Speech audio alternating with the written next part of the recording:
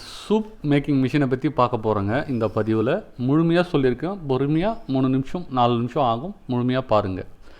Heavy duty 24 inch specification வந்து பார்த்திங்கன்னா 24 inch அளவு வந்து, அதாவது ஈபியோட ஃபேஸ் வந்து பார்த்திங்கன்னா சிங்கிள் ஃபேஸு. வாட்டேஜ் வந்து பார்த்திங்கன்னா 3000 வாட்ஸு. ஆம்ஸ் எவ்வளோ எடுக்குன்னு பார்த்தீங்கன்னா 2 எலமெண்ட் ஆன் பண்ணிங்கன்னா 15 ஆம்ஸ் லோடு எடுக்கும். எலமெண்ட் வந்து 2 எலமெண்ட் 1500 எலமெண்ட். ப்ரெஷர் வால்வ் வந்து பார்த்திங்கன்னா 2 ப்ரெஷர் வால்வ் இருக்குது. வாட்டர் டேங்க் கெப்பாசிட்டி வந்து 12 லிட்டர் கெப்பாசிட்டிங்க. ஆட்டோ கட் ஆஃப் வசதி வந்து பார்த்திங்கன்னா ஆப்ஷனல், நீங்கள் கேட்டிங்கன்னா பண்ணி தருவாங்க. எல்பிஜி கேஸ் கனெக்ஷனும் ஆப்ஷனல், நீங்கள் கேட்டிங்கன்னா பண்ணி தருவாங்க. மிஷினோட வாரண்ட்டி வந்து 1 இயர் வாரண்ட்டி. மிஷினோட ப்ரைஸை பொறுத்த வரைக்கும் 15,000 ஸ்டார்ட் பண்ணி உங்களுக்கு 30, 40, 50,000 வரைக்கும் வந்து கஸ்டமைஸ் ஆப்ஷன் இருக்குது. நீங்கள் கேட்குற ஆப்ஷனுக்கு ஏற்ற மாதிரி தான் விலை இருக்கும். வாங்க மிஷினை பற்றி முழுமையான தகவல் பார்க்கலாம். மிஷினோட ஃப்ரண்ட் லுக் இப்படி தான் இருக்கும். சரி, நான் மிஷின்ஸை வந்து பார்த்திங்கன்னா இது 24 இன்ச்சில் என்னென்ன ஆப்ஷன்ஸ் எங்கெங்கே இருக்குன்றது முழுமையான தகவல் இதில் பார்க்கலாம். இது கீழே இருக்கிறது ட்ரைன் நெட், அதாவது தண்ணியை வெளியேற்றுற பகுதி. இது வந்து டபுள் நாசில் மிஷின். லெஃப்ட் சைடு ஒரு நாசில், ரைட் சைடு ஒரு நாசில் இருக்குது. இதில் ஒரு பக்கம் நீங்கள் சூப்புக்கு பயன்படுத்திடலாம், இன்னொரு பக்கம் வந்து டீ காஃபிக்கும் பயன்படுத்திடலாம். சென்டரில் இருக்கிறது வந்து தண்ணி ஊற்றுற பகுதி, நமக்கு டேங்க்கு உள்ளே போகிற இன்லெட். இது வந்து ப்ரெஷர் கேஜ் மீட்டர். ரெண்டாவது வால்வ், இதில் வந்து நீங்கள் டீ காஃபி பயன்படுத்தலாம். எல்பிஜி கேஸ் கனெக்ஷன் கொடுத்துருக்கு. இந்த மிஷினில் 24 இன்ச் மாடலில் இந்த பக்கம் வருங்க. இது வந்து வாட்டர் லெவல் சிஸ்டமில் உங்களுக்கு கண்ணாடியில் இருக்கும். நீங்கள் ப்ரெஷர் ஏறும் போது தண்ணி லெவல் மாறுதா இல்லையான்றதை நீங்கள் அதில் செக் பண்ணிக்க முடியும். தண்ணியை ஊற்றுறதுக்கு முன்னாடி வந்து சுவிட்ச் ஆஃப் பண்ணிவிடுங்க. சுவிட்ச் ஆஃபில் இருக்கான்னு செக் பண்ணிக்கிட்டு எல்லா வால்வையும் நீங்கள் ஓப்பன் பண்ணுங்கள். 3 வால்வையும் நீங்கள் ஓப்பன் பண்ணால் தான் தண்ணி வந்து உள்ளே வந்து போகும். இது வந்து 12 லிட்டர் கெப்பாசிட்டி. குறைஞ்சபட்சம் நீங்கள் வந்து 5 லிட்டர் மெயின்டைன் பண்ணுற மாதிரி இருக்கும். இதில் ஏற்கனவே நான் தண்ணி ஊற்றிருக்கேன், உங்களுக்கு தெரியணுன்றதுக்காக தண்ணியை ஊற்றி காமிக்கிறேன். இங்கே தண்ணியை ஊற்றிட்டு 3 வால்வையும் நீங்கள் க்ளோஸ் பண்ணிடணும். க்ளோஸ் பண்ணதுக்கு அப்புறம் தான் நீங்கள் வந்து சுவிட்ச் ஆன் பண்ண வேண்டியும்.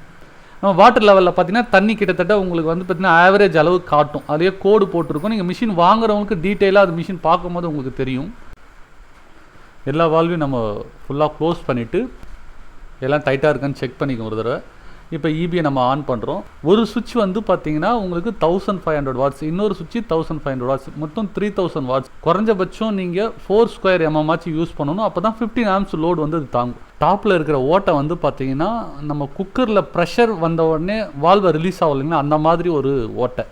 இது வந்து 40 PSI வந்த உடனே இந்த மிஷினில் இருக்கிறது ஆட்டோமேட்டிக்காக ப்ரெஷரை 30 PSI கொண்டு வந்து விட்டுரும். தினமும் நீங்கள் ஃபஸ்ட் டைம் மிஷின் ஆன் பண்ணிங்கன்னா ஒரு 10 நிமிஷத்துலேருந்து 15 நிமிஷம் சூடாகிறதுக்கு டைம் எடுத்துக்கும். மிஷின் ஆன் பண்ணி நமக்கு 15 நிமிஷம் ஆகிடுச்சு. கிட்டத்தட்ட 30 PSI தொட்டுருச்சு. 40 PSI வந்துருச்சு. வந்த உடனே ப்ரெஷர் வால்வ் வந்து பார்த்திங்கன்னா உங்களுக்கு ஓப்பன் ஆகிடும். ஸோ ஓப்பன் ஆகி ஒரு சத்தம் வருது பாருங்கள். அதை மறுபடியும் 30 PSI கொண்டு வந்து ஆட்டோமேட்டிக்காக விட்டுடும். இப்போ சூப் மிஷின் வந்து தயாராக இருக்குது. இப்போ நம்ம ஒரு சூப் வந்து மேக் பண்ணி நான் உங்களுக்கு வீடியோவில் காட்ட போகிறேங்க. இப்போ நம்ம பவர் சுவிட்ச் ஆஃப் பண்ணி வச்சுங்க. இந்த சுவிட்ச் ஆஃப் பண்ணதுக்கப்புறம் ப்ரெஷர் வந்து ஒரு 10லேருந்து 15 நிமிஷம் இருக்கும்.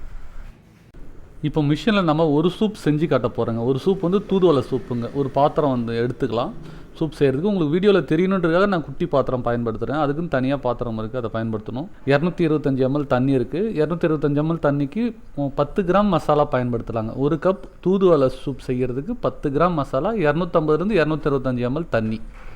மசாலாவை கட்டி இல்லாமல் கரைச்சிக்கங்க, அடியில் தங்கக்கூடாது. நல்லா கட்டி இல்லாமல் கரைச்சிக்கிட்டு இப்போ மிஷினில் வந்து பார்த்திங்கன்னா ப்ரெஷர் வால்வை ஓப்பன் பண்ணுறதுக்கு முன்னாடி ஒரு தடவை க்ளீன் பண்ணிக்கலாம். பிளேட் கப்பு அந்த மாதிரி இருந்தால் எதையும் நம்ம க்ளீன் பண்ணிக்கலாம். இப்போ வந்து நம்ம அந்த பாத்திரத்தை வச்சு வால்வை வந்து முதல்ல ஓப்பன் பண்ணும்போது ஸ்லோவாக ஓப்பன் பண்ணணும். ஓப்பன் பண்ணி ஒரு 30 செகண்ட் ஆன உடனே சூப்பு கொதித்து ரெடி ஆகிடும். 30லேருந்து 40 செகண்ட் தான் அதிகபட்சம் சூப் செய்கிற நேரம். இப்போ சூப் கொதிச்சிருச்சிங்க, 30 செகண்ட் ஆகிடுச்சு.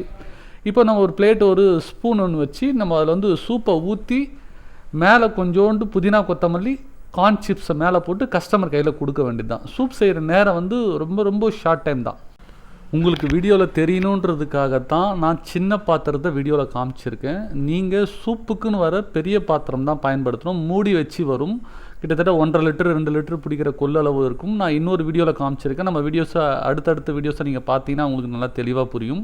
மிஷினோட மெயின்டெனன்ஸை பற்றி இப்போ நம்ம பார்க்க போகிறோம். மிஷினை மெயின்டைன் பண்ணுறது ரொம்ப ரொம்ப சிம்பிள். நான் கொடுக்குற டிப்ஸை நீங்கள் கேட்டிங்கனால உங்களுக்கு ஓரளவுக்கு எளிமையாக உங்களுக்கு புரியுங்க. மிஷினுக்கு தண்ணி வந்து எப்போவுமே நீங்கள் ஆரோ வாட்டர் பயன்படுத்துங்க. ஆரோ வாட்டர் பயன்படுத்தினா உள்ளே யூஸ் பண்ணுற காப்பர் டேங்க் வந்து லைஃப் வரும். அதுக்காக தான் ஆரோ வாட்டர் யூஸ் பண்ண சொல்கிறது. நீங்கள் உப்பு தண்ணி பயன்படுத்திங்கன்னா டேங்க் வந்து லைஃப் வராது. இப்போ வந்து எக்ஸாம்பிள் நீங்கள் ஆரோ வாட்டர் ஊற்றுறீங்க, ஒரு 5 இயர்ஸ் வருதுன்னா நீங்கள் உப்பு தண்ணி ஊற்றுனீங்கன்னா 1 or 2 இயர்ஸ்லேயே போயிடுங்க. ஆரோ வாட்டர் பயன்படுத்துங்க, பெஸ்ட்டு ரிசல்ட் இருக்கும். இது வாட்டர் லெவல் பார்க்குற கண்ணாடி குழாய் மாதிரி இருக்குங்க. இதில் வந்து பார்த்திங்கன்னா ஒரு 2 கோடு இருக்கும். இந்த கோடோட லெவலுக்கு கீழே வந்து தண்ணி போகக்கூடாது. இதை சரியாக மெயின்டைன் பண்ணிங்கன்னா உள்ளே இருக்கிற எலமெண்ட் வந்து லைஃப் வரும். மிஷின் ஆன் பண்ணி உங்களுக்கு குறைஞ்சபட்சம் ஒரு 15 நிமிஷத்தில் 30 to 40 PSI வந்து வந்துடுங்க. 40 PSI வந்த பிறகு நீங்கள் மேனுவலாக சுவிட்ச் ஆஃப் பண்ணிக்கலாம். மேனுவலாக சுவிட்ச் ஆஃப் பண்ணதுக்கப்புறம் எவ்வளோ நேரம் உங்களுக்கு வந்து அந்த சூடு ப்ரெஷர் இருக்கும்னு கேட்டிங்கன்னா அதிகபட்சம் ஒரு 15 நிமிஷம் 10 நிமிஷம் நிற்கும். மறுபடியும் நீங்கள் வேணும்னா நீங்கள் சுவிட்ச் ஆன் பண்ணிங்கன்னா ஒரு நிமிஷத்துலேயோ இல்லை 30 செகண்டுக்குள்ளேயே வந்து உங்களுக்கு சூடாகிடும். அதனால வந்து ப்ரெஷர் தானாக குறையுமான்னு கேட்டால் இது குக்கர் மாதிரி தான். நம்ம குக்கரில் எப்படி விசில் வந்ததுக்கப்புறம் ஆஃப் பண்ணால் 10 நிமிஷம் 15 நிமிஷத்தில் நமக்கு ப்ரெஷர் குறையுதோ அதே மாதிரி தான் ஹீட்டு குறையும்.